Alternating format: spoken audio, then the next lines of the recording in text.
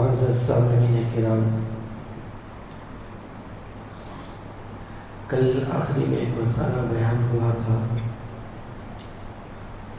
کہ باپ اگر مالدار ہے، اس کی بالغ اولاد غریب ہے، محتاج ہے، مستحق ہے، تو اس اولاد کو زکوٰۃ دی جا سکتی ہے۔ کچھ لوگوں کو اشتباہ ہوا کہ زکوٰۃ اولاد کو زکوٰۃ دی جا سکتی ہے، اس کا مطلب باپ زکوٰۃ دے سکتا ہے۔ ایسا نہیں ہے، باپ مالدار ہے، اولاد مستحق ہے تو اولاد کو زکوٰۃ دی جا سکتی ہے، یعنی دوسرے لوگ اولاد کو دے سکتے ہیں۔ باپ کے مالدار ہونے کی وجہ سے اولاد کے مستحق ہونے کے باوجود اولاد کو محروم نہیں کیا جائے گا۔ اسی طرح بیٹا مالدار ہے، اولاد مالدار ہے، باپ اگر محتاج ہو تو بیٹے کے مالدار ہونے کو نہیں دیکھیں گے، بلکہ محتاج باپ کو زکوٰۃ اور لوگ دے سکتے ہیں، بیٹا نہیں دے سکتا۔ باپ بیٹے کو، بیٹا باپ کو، یہ بالکل زکوٰۃ نہیں ادا ہوتی۔ اسی طرح بہو کو زکوٰۃ دے سکتے ہیں یا داماد کو زکوٰۃ دے سکتے ہیں۔ اسی طرح ساس کو، سسر کو بھی زکوٰۃ دی جا سکتی ہے۔ اگرچہ کہ ساس سسر یہ والدین کے حکم میں ہوتے ہیں، لیکن حقیقی والدین نہیں ہوتے۔ جو زکوٰۃ کے لیے مانع چیز ہے وہ حقیقت میں والدین ہونا ہے، تو والدین حقیقت میں نہیں ہے ساس سسر، تو ساس کو اور سسر ان دونوں کو زکوٰۃ اگر وہ مستحق ہو تو زکوٰۃ دی جا سکتی ہے۔ اسی طرح سید جو نبی پاک صلی اللہ علیہ وسلم کے خاندان سے لوگ ہوتے ہیں، ان کو زکوٰۃ نہیں دی جا سکتی، واقعتاً اگر سید ہو تب جا کر۔ اگر کچھ لوگ ایسے ہوتے ہیں جو صرف اپنے نام کے شروع میں سید لگا لیتے ہیں، اگر صرف نام میں سید لگا ہوا ہے تو اس سے کچھ فرق نہیں پڑتا، وہ آدمی اگر مستحق ہے تو زکوٰۃ دے سکتے ہیں۔ ہاں، نام میں سید لگا ہوا ہے، وہ آدمی اقرار بھی کر رہا ہے کہ میں واقعتاً سید ہوں، تو تب اس کی بات کا اعتبار کر کے اس کو زکوٰۃ نہیں دینا چاہیے۔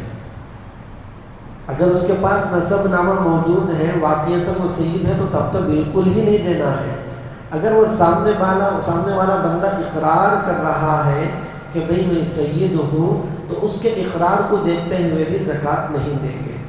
اگر صرف سید نام کے شروع میں لگا رکھا ہے، وہ خود کہہ رہا ہے کہ ہم سید نہیں ہیں بلکہ ایسے ہی نام کے شروع میں ہم نے لگا لیا ہے، تو اس سے کوئی فرق نہیں پڑے گا، اس آدمی کو زکوٰۃ دے سکتے ہیں۔ اسی طرح شوہر سید ہے، بیوی غیر سید ہے۔ شوہر سید ہے، بیوی غیر سید ہے۔ اگر بیوی محتاج ہو تو پھر بیوی کو زکوٰۃ دی جا سکتی ہے۔ شوہر سید ہے تو اس سے کچھ فرق نہیں پڑے گا۔ عام طور پر شوہر مالدار ہو، بیوی غریب ہو، یہ بہت کم ہوتا ہے، کیونکہ بیوی کے پاس، عورتوں کے پاس تھوڑا بہت زیور رہ جاتا ہے، تو اس لیے شوہر مالدار، بیوی غریب، یہ بہت کم ہوتا ہے۔ اسی طرح بیوی سید ہے، شوہر غیر سید ہے۔ اگر شوہر محتاج ہو تو شوہر کو زکوٰۃ دی جا سکتی ہے۔ اولاد جو ہوتی ہے خاندانی اعتبار سے نسب میں باپ کے تابع ہوتی ہے۔ باپ اگر سید ہے تو اس کی اولاد بھی سید سمجھی جائے گی، اولاد مستحق ہو پھر بھی زکوٰۃ نہیں دی جا سکتی۔ اگر ماں سیدہ ہے تو بچے سید نہیں بنتے، بچوں کو باپ کی طرف دیکھتے ہوئے اگر غیر سید باپ ہو تو بچے مستحق ہو تو بچوں کو زکوٰۃ دی جا سکتی ہے، ماں سیدہ ہو تو اس کا کچھ فرق نہیں پڑے گا۔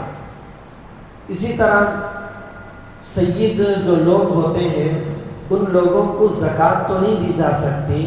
جب اسلامی حکومتیں ہوتی ہیں تو اس میں مال غنیمت کا خمس ان لوگوں کے لیے نکلا کرتا تھا، اب مال غنیمت وغیرہ کچھ نہیں ہے، تو ایسے لوگوں کا ہمیں نفلی صدقات کے ذریعے سے خیال رکھنا چاہیے۔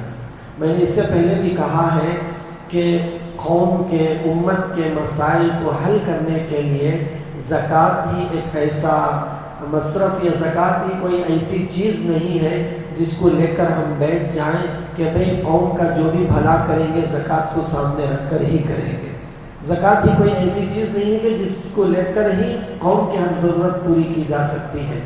زکوٰۃ کے علاوہ بھی اللہ تعالیٰ نے نفلی صدقات رکھے ہیں، تو جو سید لوگ ہوتے ہیں اگر ہمارے سامنے آ جائیں ضرورت مند ہوں تو اگرچہ کہ ان کو زکوٰۃ کا پیسہ ہم نہیں دے سکتے، ایسے لوگوں کو نفلی صدقات دے دینا چاہیے۔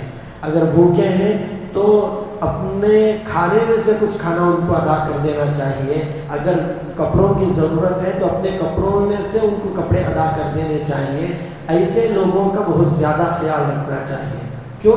اونچے خاندان کے لوگ ہیں، زکوٰۃ نہیں دینے کا مطلب یہ نہیں کہ بھی ان کو مسئلے سے محروم ہی کر دیا جائے۔ تو ہمارے معاشرے میں ایک بہت بڑا طبقہ ایسا ہوتا ہے جو زکوٰۃ کے علاوہ دوسری طرف خیال ہی نہیں کرتا۔ تو اگر ہمارے خاندان میں آس پاس پڑوس میں کچھ لوگ ایسے موجود ہیں تو برکت سمجھ کر، ثواب سمجھ کر، بلکہ ثواب کی زیادتی انشاءاللہ اللہ تعالیٰ اس میں عطا فرمائیں گے، ان لوگوں کا خصوصی خیال کرنا چاہیے۔ اللہ تعالیٰ ہم سب کو عمل کی توفیق عطا